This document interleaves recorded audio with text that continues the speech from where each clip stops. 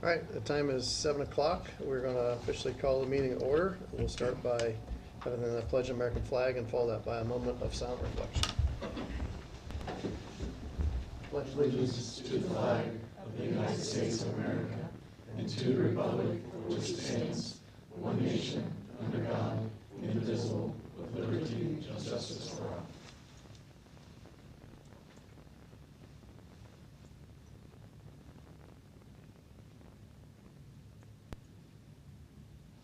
Thank you.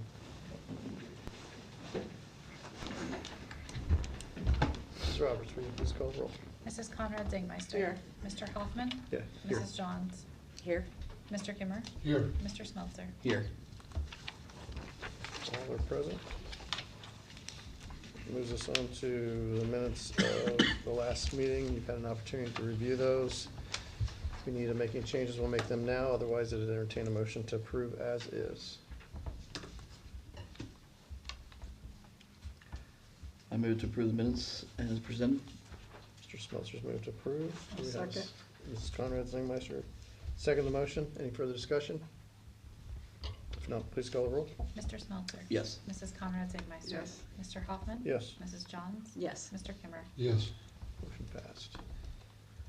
And 1.6, adjustments to the agenda.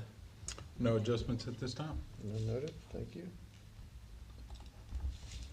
Moves us on to information discussion. 2.1, superintendent updates. Mr. Belleville. Thank you. Just a couple of updates. Try to keep it fairly short this evening. A few agenda items. First, we have two presentations this evening. We have Mr. Brown from the Auditor of State's office, and appreciate you being here again. It's good to see you, and have Mr. Denny, our Workforce Development Coordinator, who will be giving an update on how the program went this year, some accomplishments, and then where we hope to see the program going in the future. So really appreciate him being here as well. You'll notice on the agenda we have a couple of resignations. Seems to be kind of a common issue this year. Both resignations, Ms. Hicks and Ms. Penrose, simply jobs closer to where they're living. And I think that's a byproduct of fuel prices and all those type of things. Ms. Hicks will be accepting a job with Hamilton Township over on that side of the area, and then Hannah Penrose with Morgan High School. She lives down in that area and has been making that drive for a couple years now, and certainly hate to lose both of them, but understand those opportunities that they had, and we wish them well moving forward. We do have two contracts for your consideration tonight. Ronald Brown filling an open bus driver position. That's from Ashland Vance's resignation late in the school year. And then Sam Fink as an aide with the BRT. And we're hoping Mr. Fink will also be able to coach for us a little bit and help with some extracurriculars. So I think he'll be a good addition to the staff as well. And we know he is working on getting a teaching license, would like to be an intervention specialist someday. So I think this is a great segue for him personally, but then also good for us as well. So glad to bring both of those individuals on board. Last meeting we discussed Ms. Tokar's resignation, and would like for the board to consider transferring Tricia Hahn from Rushville Middle School to Pleasantville Elementary School to be principal there. Certainly hate that for the middle school. Ms. Hahn has done an incredible job. I think it's been 7 years now that she's been at the middle school, and has just done tremendous work there. But her history, the majority of her teaching career was in 4th grade, and I think a little piece of her heart has always been with that age group, and opportunity to get back to the elementary level was just a little bit more than what she could pass up. So she's excited for that opportunity and that challenge, and obviously think she'll just do tremendous things at Pleasantville Elementary School. We have started a search for Rushville Middle School principal. Should the board accept this, we have some interviews lined up for next week. So we're trying to be very aggressive in replacing that position. And if if things work out, we should have a name for the board to consider at our July 6th meeting. That July 10th deadline looming out there. We're trying to be ultra aggressive. We have interviews scheduled tomorrow and Wednesday for our tutor position at Bremen, that from Taylor Hicks's resignation that we'll vote on tonight. And then for our ag position, Hannah Penrose's spots, we already have interviews lined up. We posted those spots in anticipation of the resignations, and so we're trying to be extremely aggressive in our hiring procedures, and hope to have all spots filled by that July 10th deadline. So stay tuned for that. And the last thing that I had on my list, just wanted to remind board members, get it on your calendar now. Our back to school breakfast, that always a huge event in the district. It'd be Tuesday, August 11th at 7:30 a.m. at the high school. Tuesday, August 11th, that'd be our whole staff back to school breakfast. I know every year that is just a great time for everybody to get together and get everybody in one place at one time. That doesn't happen often. Usually this breakfast and then the very last day of school, about the only times we get everybody together. So looking forward to that, and just want to get it on your calendars early so that if board members can join us, we'd love to have you there. That's all I have for today, but we'll gladly answer any questions.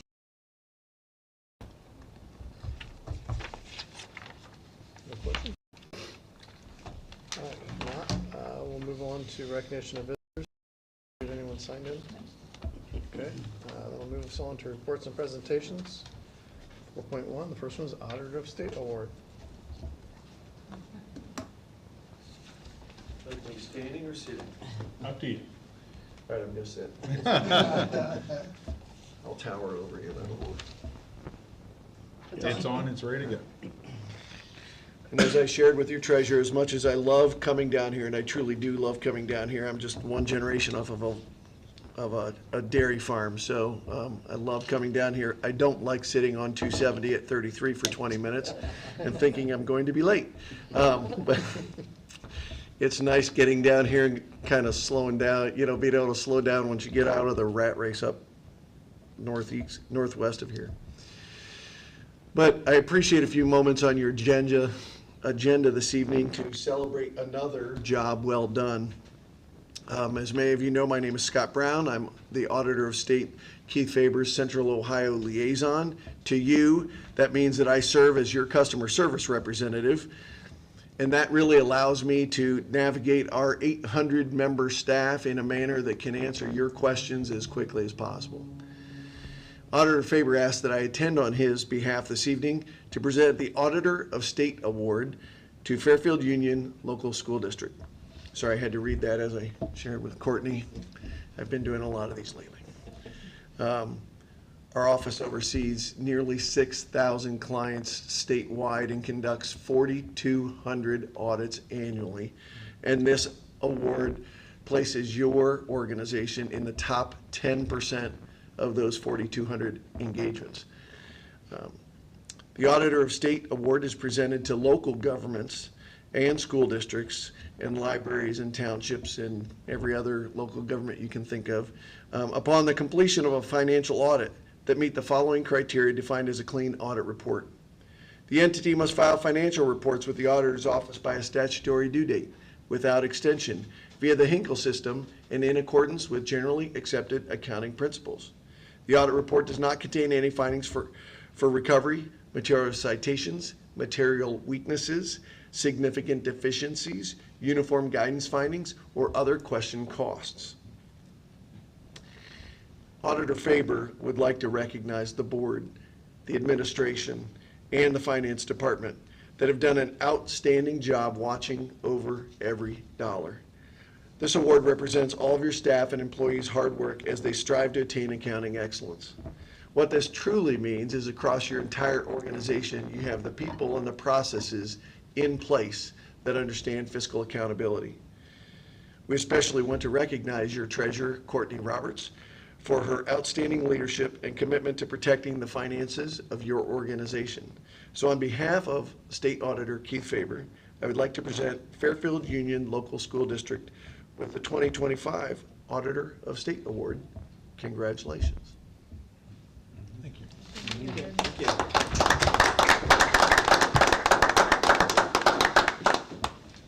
We get a picture? Yes, that would be great. Absolutely. No, you have to be in front of the Falcon. There you Oh, go. okay. There you go. Yeah, yeah. Here, let me shut that door. Yeah, that would be great. As a Bowling Green Falcon, I prefer standing in front of the Falcon. And then it looks better in our newsletter when we publish that you got the award. Thank you. Just stand up, there you go. Perfect. There we go.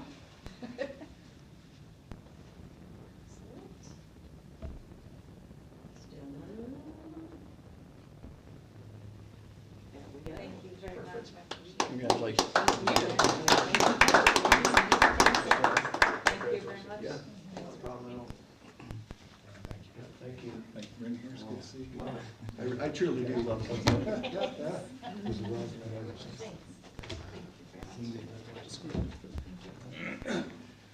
Questions before I go? Anyone? Hopefully it won't be that much traffic for you. Yeah. No, it was not heavy going the other direction, north. It was literally 270 and 33. Yeah, Yeah, yeah, I'll tell it them, is. if I need to get to Columbus, I'll take 37 to 70. There, Yeah, that was the alternate way, but it was 2 minutes longer and I'm, why I didn't go there. Thank you very much. See you. Thank you so much. Thank you. Yep.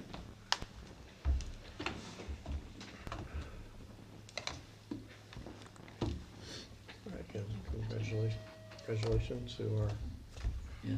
treasurer's Absolutely. team Treasurer, and the treasurer staff, for all that yes. they've done to help make that award happen. Thank you.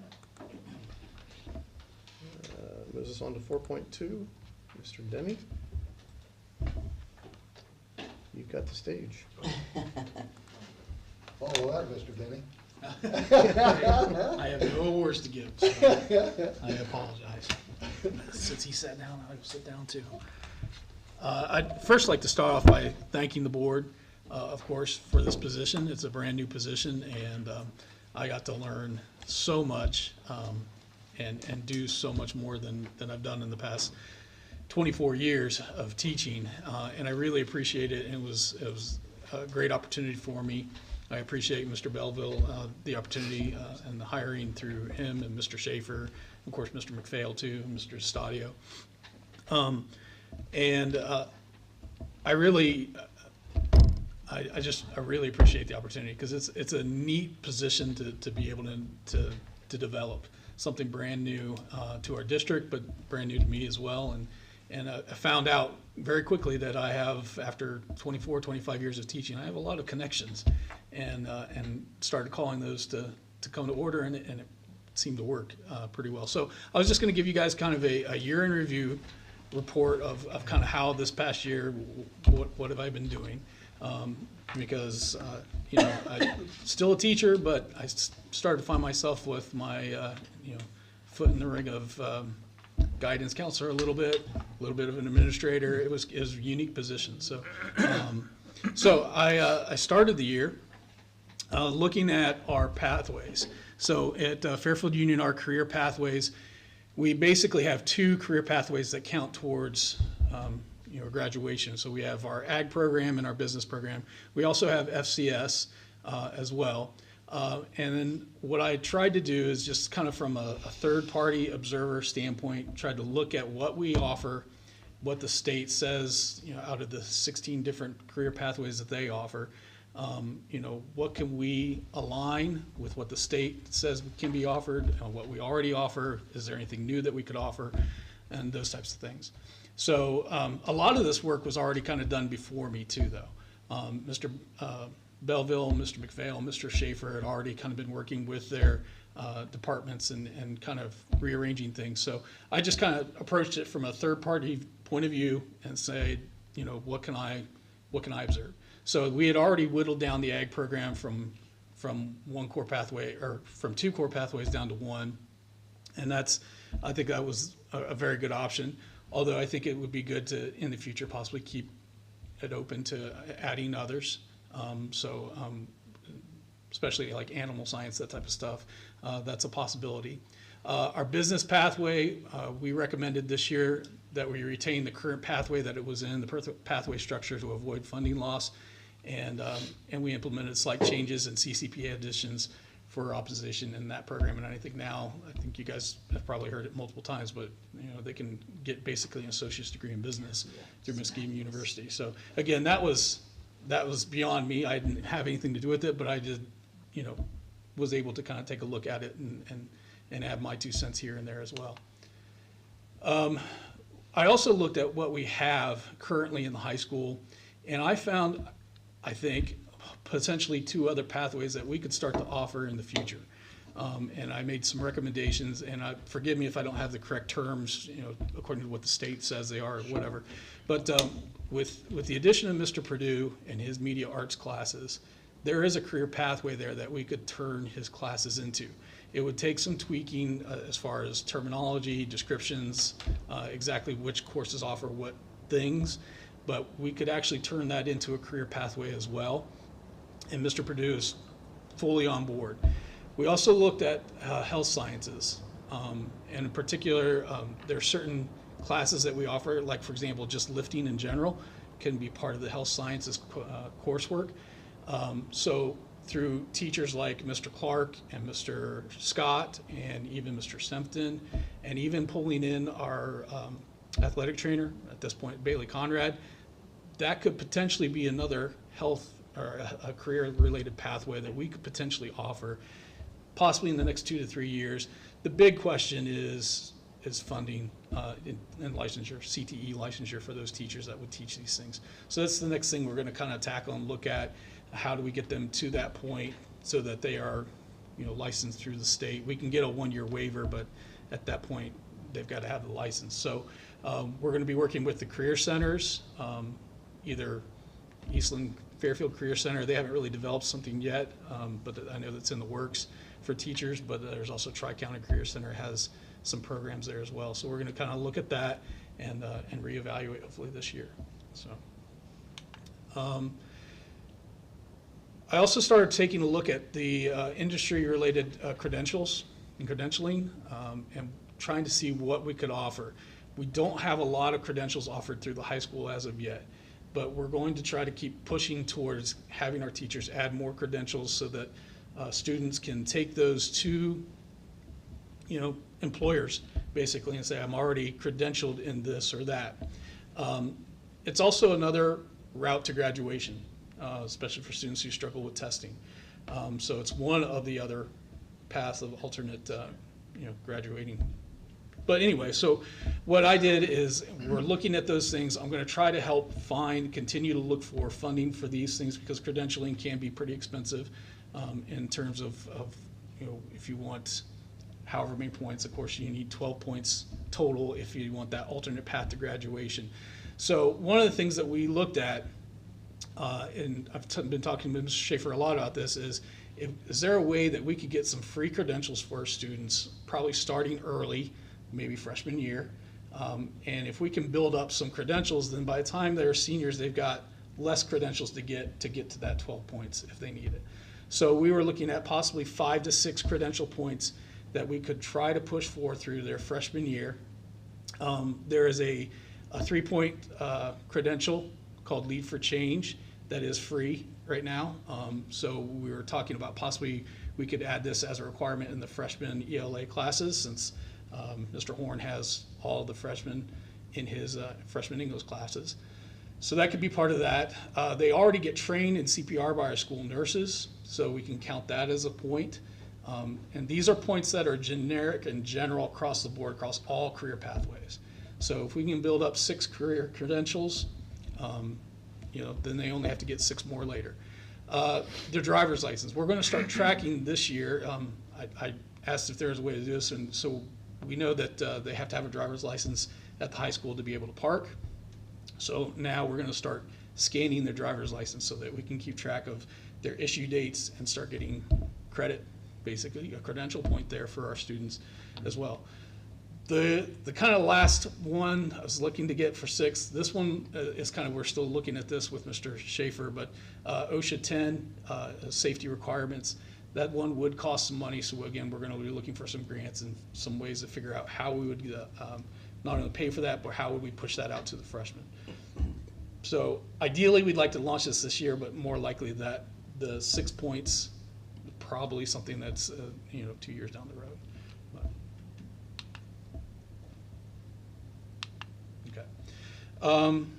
So I've worked on trying to coordinate some items. I've looked at trying to evaluate our credential systems and other things.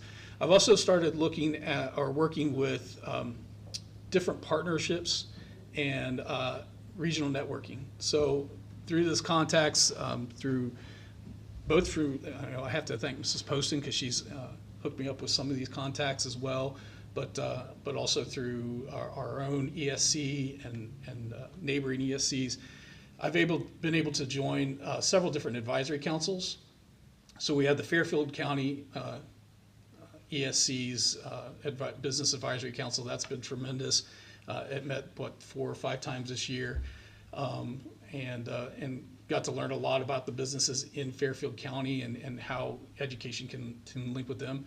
I also, through which I'll talk about later, the work that I've done with New Lexington High School and their workforce program, I got to meet with the Muskegon Valley ESC's Business Advisory Councils.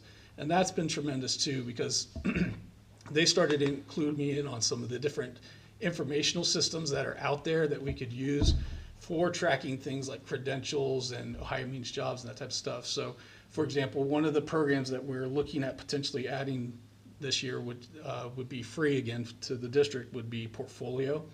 We already have AET to track ag, SAE projects and things like that.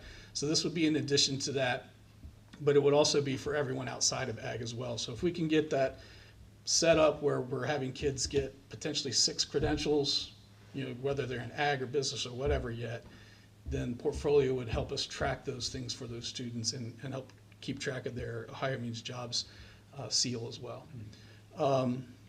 So there's other things like that. We looked at future plans. We looked at Portfolio as well.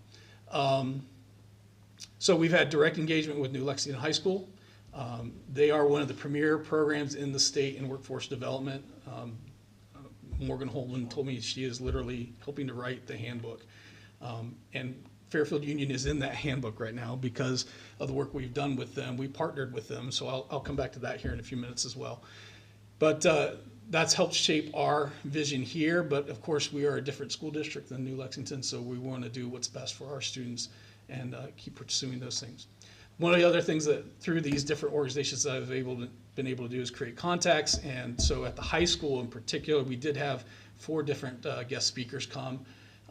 We don't have a dedicated time for that kind of stuff, so it was harder to get more and more guest speakers at the high school, but it's something that I'm going to continue to work on in the future and get more visitors as well.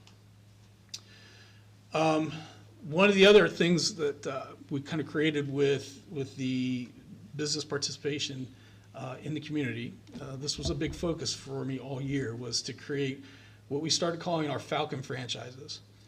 We wanted business partners that would be willing to look at our students either to start work during high school, in their senior year, or after high school and after graduation.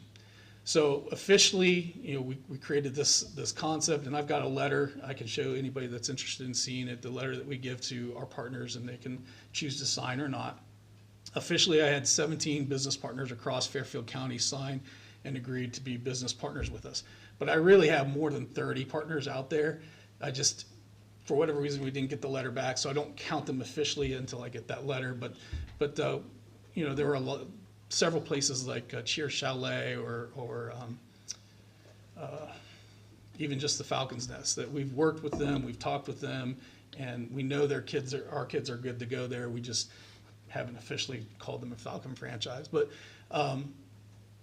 I was out and about a lot this year, and so I really appreciate that opportunity to be able to have that flexibility in my schedule to go out and meet with business partners and get them to feel connected to our district and know that there's a face and a person that they can reach out to when they have something. And it's worked tremendously, I think. We started, especially after February, I started having a lot of job offers rolling in and then start pushing them out to students. And I could specifically target juniors or seniors or even younger in some cases, but telling them this is, if you're looking for this, here's this, if you're looking for this. When we started creating jobs boards, I have to thank Mrs. Throckmorton. She has done an amazing job developing our website for the workforce development. She's, all the stuff I started pushing out, she started posting job positions there, resources for kids, trainings, internships, anything I would get, I would pursue, and we'd put it on the website as well as pushing it out directly to students as well. Let's see. So, so yeah, we have a dedicated support. So, this is our first regular teacher check-ins in the Workforce Center. So I'm the connection point with the Fairfield County Workforce Center, and they have 7 different programs for our students to potentially get involved in there. Trade skills types programs like electrical, HVAC, plumbing. We had, I think, 11 students there this year. Excuse me.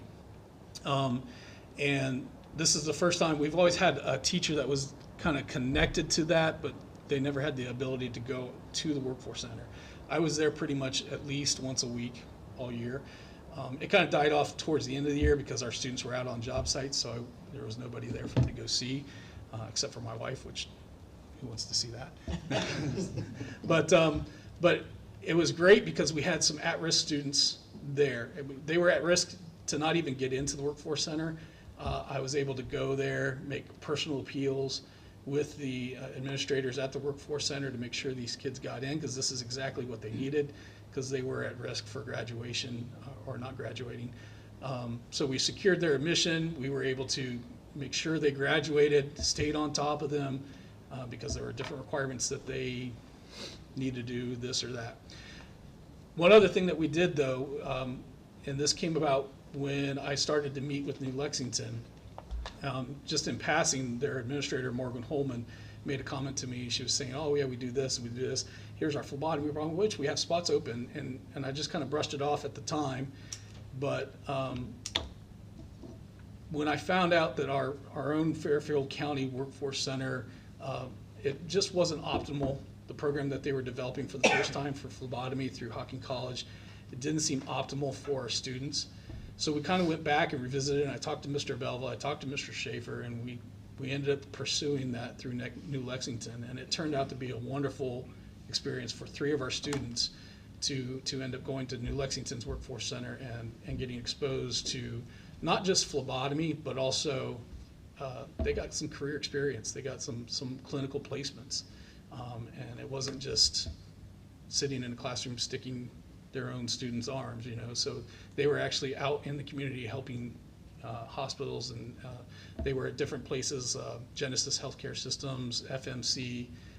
We had them out and about, and they really enjoyed and appreciated that, and they're going to keep pursuing, at least 2 of them are going to keep pursuing that in different ways.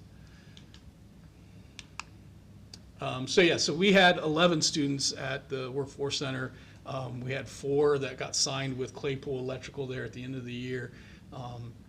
Tremendous opportunity, good hardworking young men and ladies. And we even had our first industrial tech student this year. That was through Ohio University at the Workforce Center, but he was so excited to start learning about the mechanics of robotics and mechanization. They even added another course through the course of the year, so that was pretty impressive. So we're hoping to kind of continue that relationship as well. Thankfully, I know somebody at OUL, my wife. Another thing that I started doing this year, I wanted to make sure that we had a presence in the workforce development in our middle school, and we already had Mrs. Phillips, Monica Phillips's classes for career exploration there, and so I contacted her. We set up a meeting. I said, how can I help you? What can I do? How can we expand this? And she explained that, she's tried to have guest speakers in the past, but it's difficult. And I get it as a teacher, when you're on that constant teacher schedule, it's difficult to get things scheduled. So I was like, I'm already out in the community, I'm already talking to businesses, let me help you. And so we ended up scheduling more than 20 guest speakers to come into her classes and speak to 5th, 6th, 7th, 8th graders. We were able to set up a tour for 8th graders at Midwest Fabricating Company down in Amanda and in Lancaster. And then I've also got commitments from Blue Label Packaging, THK Manufacturing, that they said, hey, if you want to do tours, we can do tours. But it was a great opportunity for those kids to see kind of behind the scenes. And there's a lot of people that, outside of the youth, that don't even know that that stuff is there. And it's a good job for them to get without any real technical training. I mean, of course, they'll get trained on the job, but they could find a career right away out of high school. And in some cases, like Midwest, they committed to even hiring some of our students during, their senior year. So it was a really good opportunity. And when we took those 8th graders, I heard more than a couple 8th grade young men saying, I could see myself working here. So they didn't even know it was there. So it's kind of neat to see that kind of effect and influence. So the other thing that we were starting to look at with workforce development is work-based learning, which we already have. It's not something new. Our ag and our business programs have work-based learning. But I will end up starting to kind of take over the supervision of that. I didn't necessarily do it this year. I kind of got out and tested the waters with that. It was a little bit difficult because I wasn't in control of their schedules or their timesheets or anything like that. Next year I should be. But we also had our first job shadowing opportunity. So with Mr. Schaefer's help, we developed a form. It's basically kind of like the same as a college visit, but for students that want to get out and about to see something. My own son was a part of this, actually. My own son went with Mrs. Shaw Bosch, our occupational therapist of the district. He observed her for a day. I had students come to me and say, I wanted to see what it's like to be a realtor. So I was able to find a realtor for them. In some cases, the kids came to me and said, we have somebody in mind. That's great. But if you don't, come to me and I'll find somebody for you. So we had a handful of our first job shadowing opportunities. That was going on even into the summer. We had a young lady that wanted to see an actual physical therapist, and I was in contact with Fairfield Medical Center on the last day of school, trying to get that set up. We also had kind of a really neat opportunity that I was really excited for, and that was with Westerman in Bremen. When I met with them in the fall, they were one of the very first places I met with. And, I asked, could we set, what kind of partnership can this look like? And they were like, well, we don't really hire high school kids. It's a dangerous job, and we will make sure we've got certain liabilities that we have to be careful of. They have to be at least 18, this and that. So I was like, that's great, but we can still create a pipeline for students after high school, after graduation. So that kind of went on the back burner in my mind for the rest of the year. And then we did scheduling. I went around with Mrs. Poston when we were doing scheduling so I could talk about workforce development with juniors going into their senior year. And I had one student after that come up to me, and he said he was a junior going to be a senior, and he said, I'd really like a welding internship. I was like, well, there's welding at the Career Center. Didn't want to do that, or for whatever reason wasn't going to go to the Career Center. Had a little bit of minimal training with it. And so I said, okay, well, let me dig, let me see what I can find and see if we can find anything. Westerman was one of the first people I called. I talked to their Tara Augusta, their human resources person. I said, hey, I've got a junior, going to be a senior, would like to become welding. What I remembered is when I talked to her the first time, I said, well, when they come to you for a job at Westerman, do they already have to have credentials in welding? And she's like, it helps, but we're going to teach them our way anyway. So that's what I spun it. I said, I've got a kid who's already 18. He wants to learn welding. You guys could teach him welding your way right from the beginning.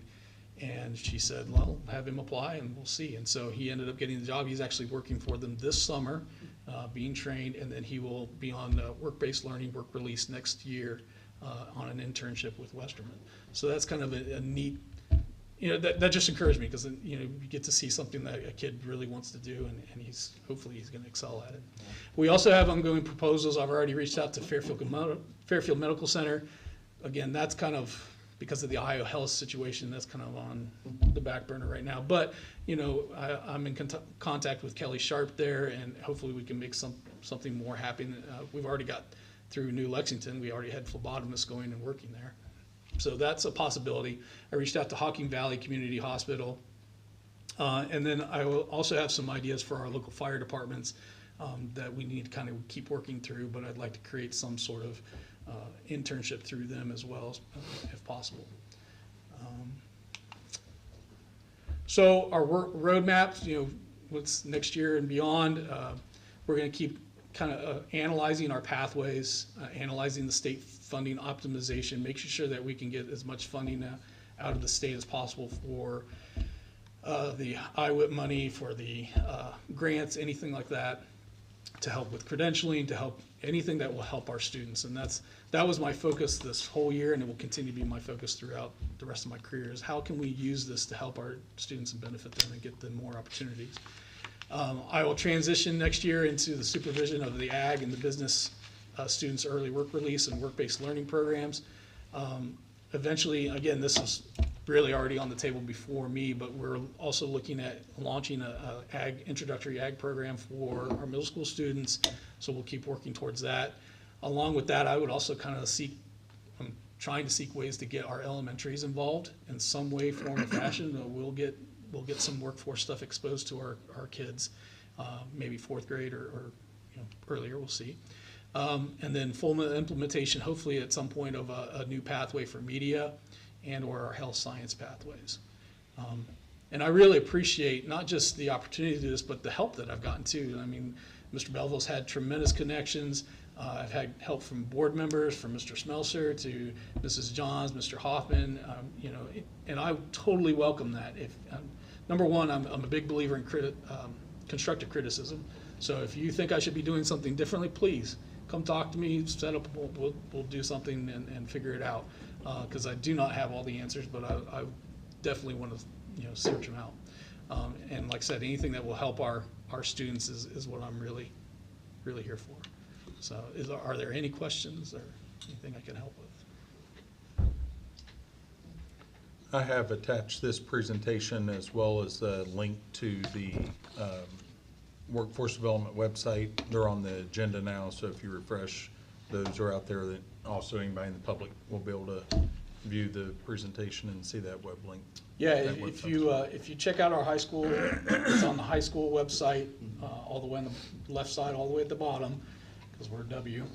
So Workforce Development, I was just absolutely thrilled. Mrs. Throckmorton helped me develop a logo, because I had ideas, but I didn't know how to make the computer make them create it. So she helped me with that. We've got a new logo. We've got you know, great layout. We've got pictures on there of students from the Workforce Center and from our guest speakers at the middle school and so on. So it's a great opportunity. I look forward, hopefully, to being able to speak with the Rushville Lions Club at some point.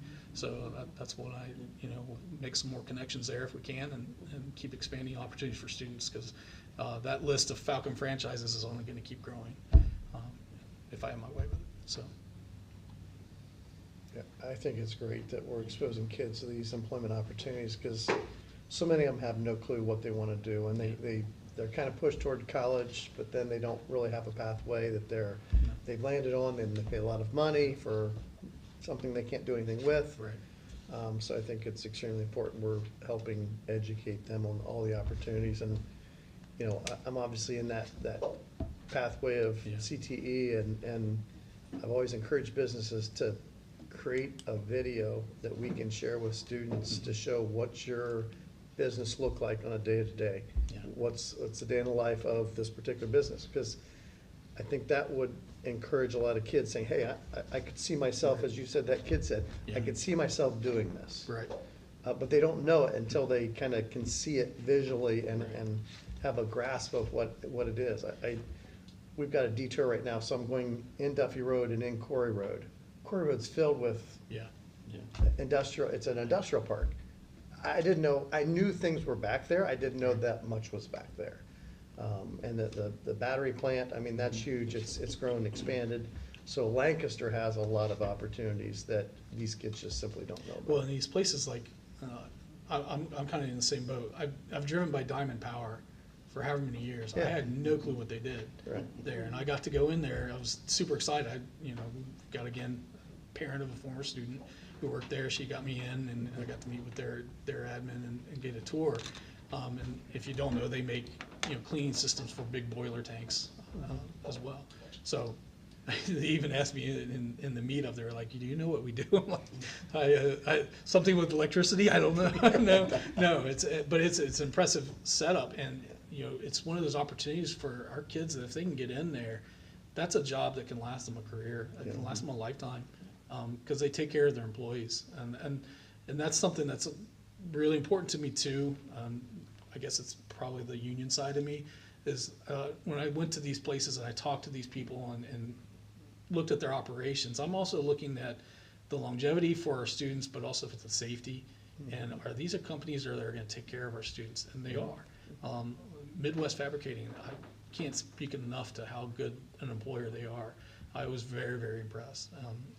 And they're not the only one, but we've got lots of just area businesses in the community in Fairfield County, and we're in a unique position geographically. We're connected. We're out in the country, like our last presenter said, but we're connected to Pickerington, Columbus, Canal Winchester. It's not that far.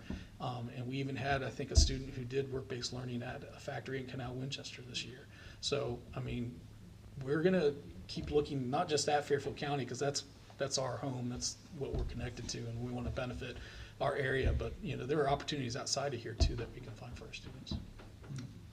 And I'll say, I appreciate the hard work Joel's put into this, because I do feel like, to that point, that we're in a unique position, and we've tried to share this with all of our partners. We don't want to offend anybody or ruffle any feathers, but we're in a unique position where we have access to Perry County, we have access to Muskingum County. Zanesville is 25-minute drive. Well, it's no worse than Pickerington. And so I know Joel has met with some business partners in Heath. So I mean, we're trying to provide as many avenues for our students as possible, including we have some students working for the district through our workforce development program, and trying to line up potential replacements for our staff that are getting older and won't be retiring. So we're really trying to spread our wings as far as we can. And I think that's smart, because one of the biggest barriers is transportation for kids to get to where they need to work. And, if they live on the eastern half of our district, something at Fairfield Career Center or Eastland Career Center, or even any employment in that Columbus area is kind of out of target for them. That's gonna be a haul and, expensive gas bill every trip, so they're looking for something closer to them. So I think it makes sense to, look at where we're located and the opportunities that exist, our neighbors, so. And all these businesses, they are craving good workers. That's the common thread throughout all these connections that I've made. We want good workers. We want workers that have good soft skills. So that's something we're having to teach our kids too, that we'll try to keep focusing on is, look them in the eye, get a good firm handshake, ask questions, speak clearly, show up on time, all that kind of stuff is kind of what we're trying to develop as well. So. Well, when businesses ask, what kind of students should we be looking for? I'm thinking ag students, FCCLA students, because they're interested in something bigger, something that takes a little more effort. And they've already proven that they can do it. Kids in sports that are just going, nonstop. I mean, they thrive on busy schedules. And I think those are some of the soft skills that the businesses are looking for. So I think we're already doing a great job of getting our students prepared for those roles. So. Nice job. Thank you. Appreciate it. Yeah, thank you for the opportunity. Thank you. You're, Joel, you're more than welcome to stay, but if you guys want to take our seat. She goes. You guys are welcome to take off as well. Well, he went way over his 4 minutes. No, it's all good. It's all good. Important stuff, it's all good. Thank you for sharing that. That's really good. Thank you.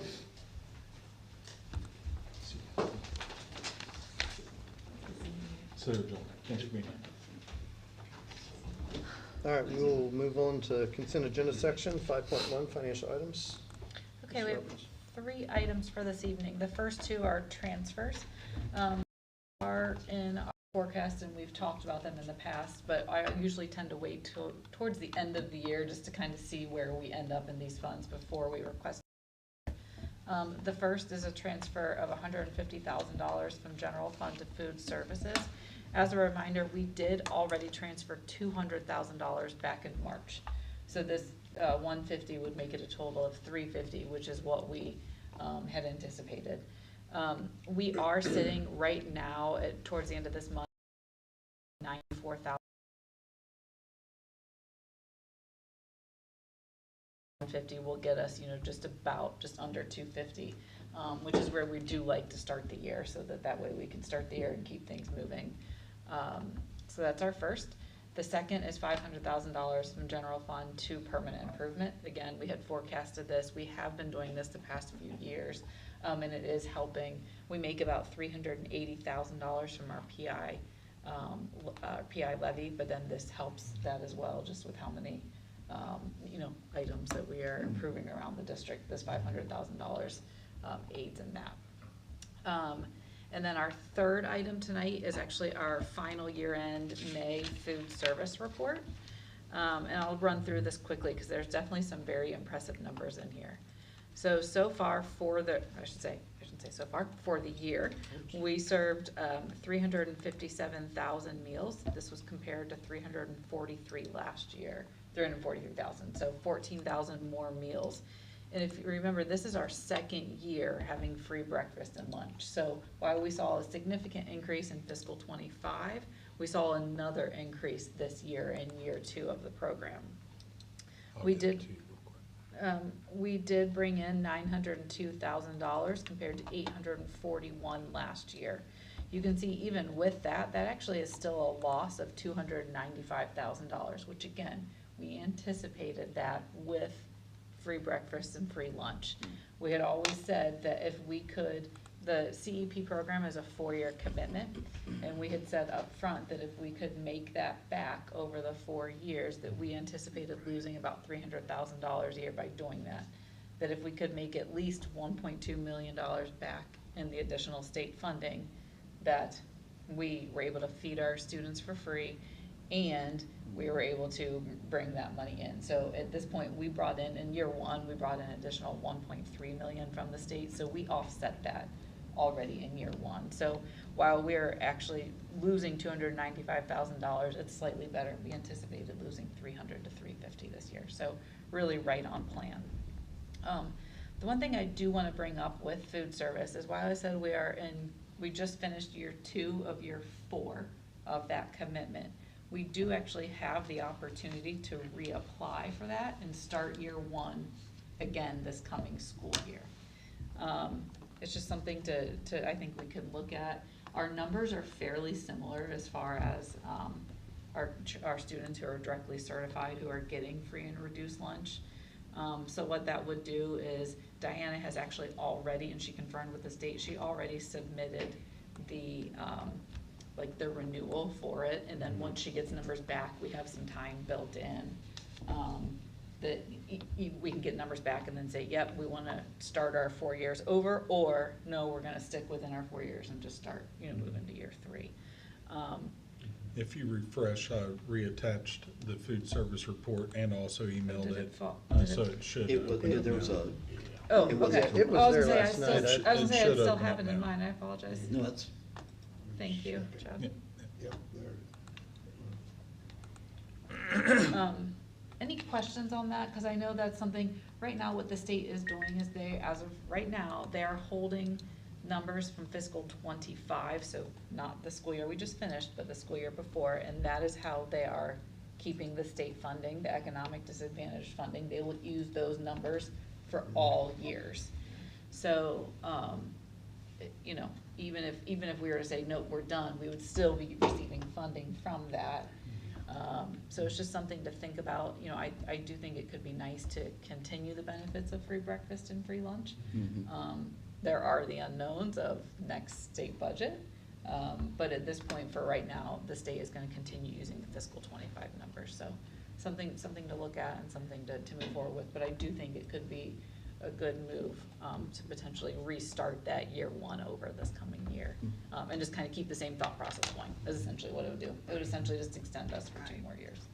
So, any questions on any of those items, any of the fund transfers, or the final food service report?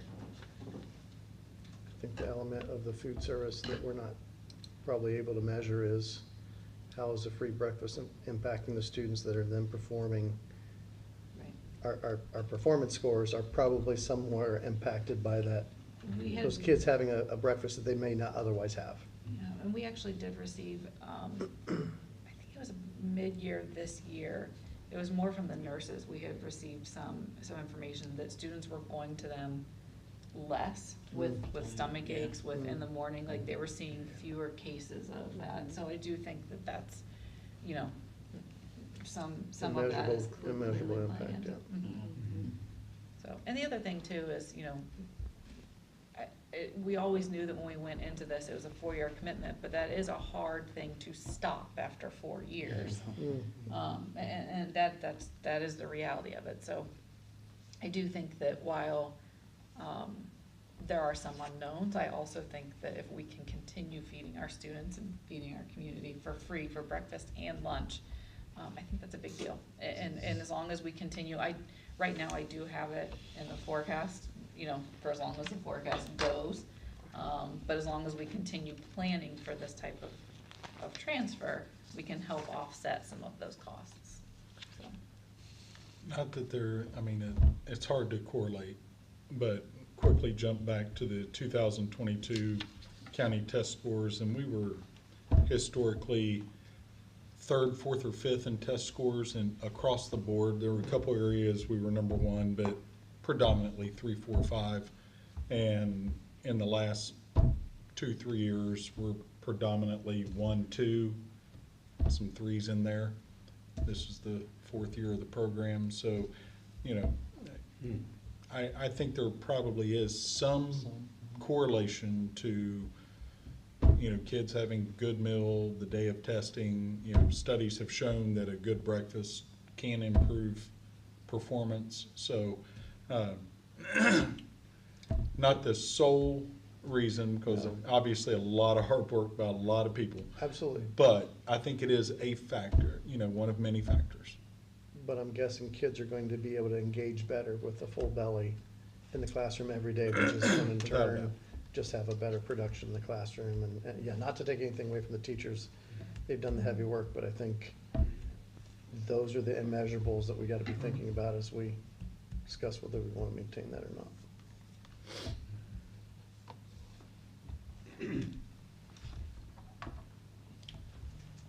All right, anything else? that's all for that section tonight. Okay. This is on the approval of the consent agenda section. So move. Ms. Conrad Zangmeister has moved to approve. Do we have a second? I'll second. Mrs. Jones, second the motion. Any further discussion? If not, please call the roll. Mrs. Conrad Zangmeister. Yes. Mrs. Johns. Yes. Mr. Hoffman. Yes, Mr. Kimmer. Yes. Mr. Smeltzer. Yes. motion passed. Moves on to new business. 6.1, this is resignation of Taylor Hicks as Bremen tutor effective at the conclusion of the current school year. Mr. Belleville alluded to this earlier, and we need a motion to approve. I move to approve the resignation of Taylor Hicks. Mr. Smeltzer's moved to approve. I will second that. Is there any other discussion? If not, please call the roll. Mr. Smeltzer. Yes. Mr. Hoffman. Yes, Mrs. Conrad Zangmeister. Yes. Mrs. Johns. Yes. Mr. Kimmer. Yes. motion passed. Item number 6.2, resignation of Hannah Penrose as high school agriculture education teacher at the conclusion of the current school year. Need a motion to approve. I move to approve the resignation of Hannah Penrose. Mr. Kimmer's moved to approve. Do we have a second? Second. Mr. Smelter, second the motion. Any further discussion? Yes. Just want to comment, Mrs. Penrose has been outstanding. Just, sure hate to lose her, but sure understand, you know, why she's moving, hour, 20 minutes to work. But she's been so good for our students. I can't say enough good things about her, how much I appreciate her. Any other comments? No, please call. No, we haven't. Yeah, please call the roll. Mr. Kimmer, Yes. Mr. Smelter, Yes. Mrs. Conrad Zanger. Yes. Mr. Hoffman, Yes, Mrs. Johns. Yes. motion passed. Item 6.3, this is to motion to approve a one-year support service contract for Ronald Brown II as bus driver, salary schedule P1, step 3, beginning the 26-27 school year, pending verification of all application materials. And Mr. Belleville alluded to this, so a motion to approve. So moved. Mrs. Conrad Zingmeister moved to approve. I will second that. Any other discussion? Hearing none, please call the roll. Mrs. Conrad Zanger. Yes. Mr. Hoffman. Yes, Mrs. Johns. Yes. Mr. Kimmer. Yes. Mr. Smelter. Yes. motion passed. 6.4, this is a motion to approve a one-year support service contract for Samuel Fink as an aide for BRT, salary schedule I-1, step 1, beginning the 26-27 school year, pending verification of all application materials. Need a motion to approve. I move that we approve Sam Fink for aid for BRT. Mrs. John is moved to approve. Do we have a second? Second, Mr. President. Mr. Kimmer, second the motion. Any further discussion? If not, please call the roll. Mrs. Johns. Yes. Mr. Kimmer. Yes. Mrs. Conrad Zanger. Yes. Mr. Hoffman. Yes, Mr. Smelter. Yes. motion passed. 6.5, this motion to approve transfer of Tricia Hahn from Rushville Middle School Principal to Pleasantville Elementary Principal, Group 4, Step 20 on an administrative salary schedule. I move to approve the transfer of Tricia Hahn to Pleasantville from Rushville. Mr. Smelter's moved to approve. Do we have a second? I'll second. Mrs. John, second the motion. Any further discussion? If not, please call the roll. Mr. Smelter. Yes. Mrs. Johns. Yes. Mrs. Conrad Zanger. Yes. Mr. Hoffman. Excuse me. Yes, Mr. Kimmer. Yes. motion passed. 6.6. Bless you. This is a motion to approve personal service supplemental contracts as presented. There's a list of, 38 there.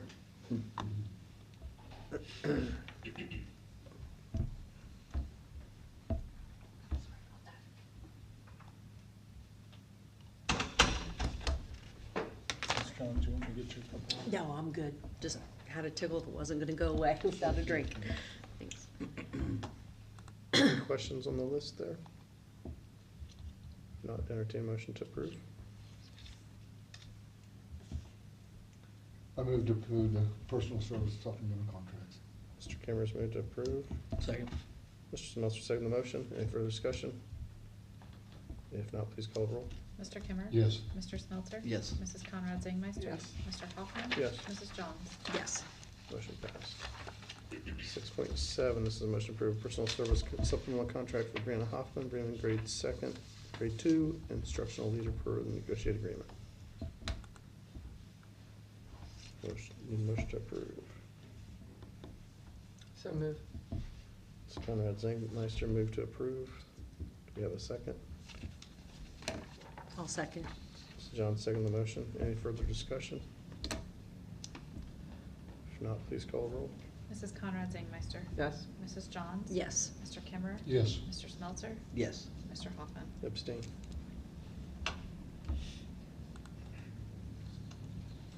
Motion passed. Item 6.8, extended duty contracts.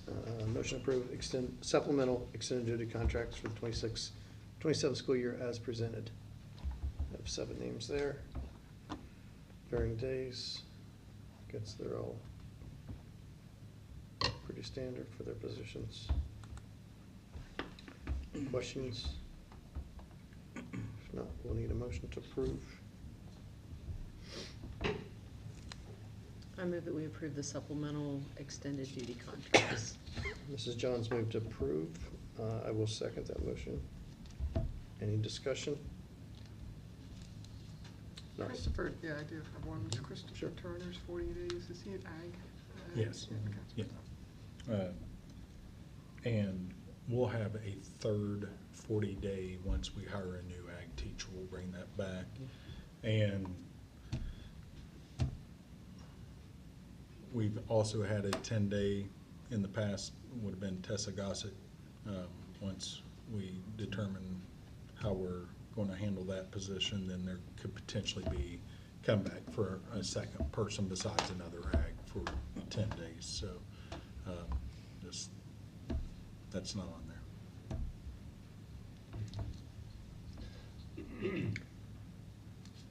I'm assuming the two ag teachers will be able to cover the, like the camp, the FFA camp.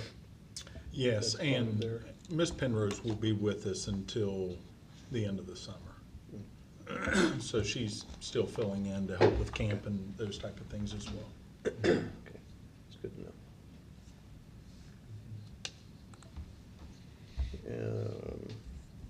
So we have any further discussion on that? Any other questions? If not, please call the roll. Mrs. Johns? Yes. Mr. Hoffman? Yes, Mrs. Conrad Zangsmeister? Yes. Mr. Kimber? Yes. Mr. Smelter? Yes. motion passed. 6.9 is to approve the 26-27 bus routes. I move to approve the bus routes for 26, 27. Mr. Smelter's moved to approve. Do we have a second? Second, Mr. President. Mr. Kimmer, second the motion. Any further discussion? We'll say Dean Leary and Deanna Throckmorton put in a lot of time on those, so really am appreciative of their hard work. I mean, it's an undertaking. Yeah. Yeah, I don't know how they do this, to be honest with you. And I'm sure things change as kids come on These board are- during the summer. The routes are approved, but they will change literally almost daily. Somebody moves in, moves out. Yeah, there's a lot of changes throughout the year. One additional is what, Eagle Wings and making routes there. Yeah, if we have a student get placed at a, and say we have somebody move into the district, that necessitates a change. Then let's say it's a special education student who then gets placed somewhere, now it's another change. So, yeah, it can be a domino effect if somebody is placed in an outside unit. Yeah. Any other comments? If not, please call the roll. Mr. Smelter? Yes. Mr. Kimmer? Yes. Mrs. Conrad Zangsmeister? Yes. Mr. Hoffman? Yes. Mrs. Johns? Yes. Motion passed. 6.10, this is a contract, a motion to approve a high school plan liability insurance contract renewal as presented for FY '27. So this will go into effect as of July 1st.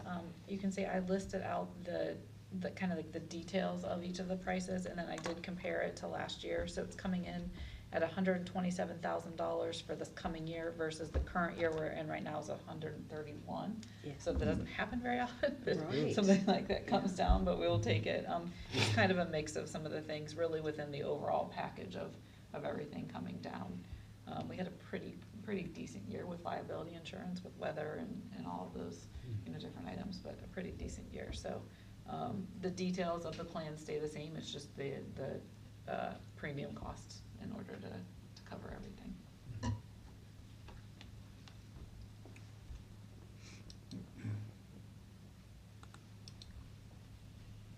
And this is liability and like storm damage or anything like that, right? Yep, that's all included. So it's liability, it's cyber, it's crime, pollution, it's all things combined. It's amazing that it went down. I Yeah. know, yeah. Short story, I heard that, I forget what storm it was, there was a tornado warning issued for Rushville, and that's where my mind went. I'm like, oh gosh, not the district, not Yeah. the middle school and high school. Okay. Need a motion to approve. I move that we approve the Ohio School Plan Liability Insurance Contract. Mrs. Johns has moved to approve. Do we have a second? Second. Mr. Smeltzer, second the motion. Any further discussion? Mrs. Johns? Mr. Smeltzer? Yes. Mrs. Conrad Zangmeister? Yes. Mr. Hoffman? Yes, Mr. Kimmer? motion passed. Item 6.11, this is the motion to approve amended permanent appropriations for FY '26. So these are, every year we have to do this by the end of the fiscal year. So this is the final appropriations. You can see items in yellow just have changed slightly, either based off of anticipated receipts or just some increased spending or movements. Nothing that changed drastically, more just fine tuning. So nothing too crazy for this. Okay, entertain a motion to approve. So moved. Mrs. Conrad Zangmeister's moved to approve. I will second that. Any discussion? If not, please call the roll. Mrs. Conrad Zangmeister? Yes. Mr. Hoffman? Yes, Mrs. Johns? Yes. Mr. Kimmer? Yes. Mr. Smeltzer? Yes. motion passed. Item 6.12, this is temporary appropriations for FY '27. So same thing, this is now just to start next fiscal year. Just to note, these are just temporary, and then the permanent appropriations will have to be approved again. We usually do that at the first meeting of September. But this just opens up spending so that we can start spending July 1st.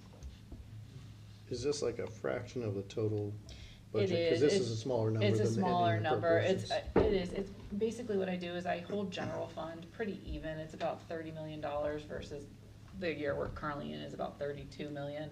I hold a lot of our grant funds and stuff pretty small. And then, really looking at, like our 070, just kind of looking at some of that. This literally just opens us up so that we can start spending.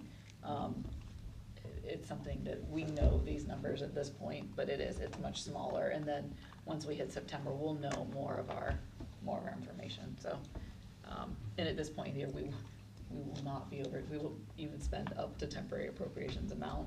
So, we're more than covered at this Right. point. Right.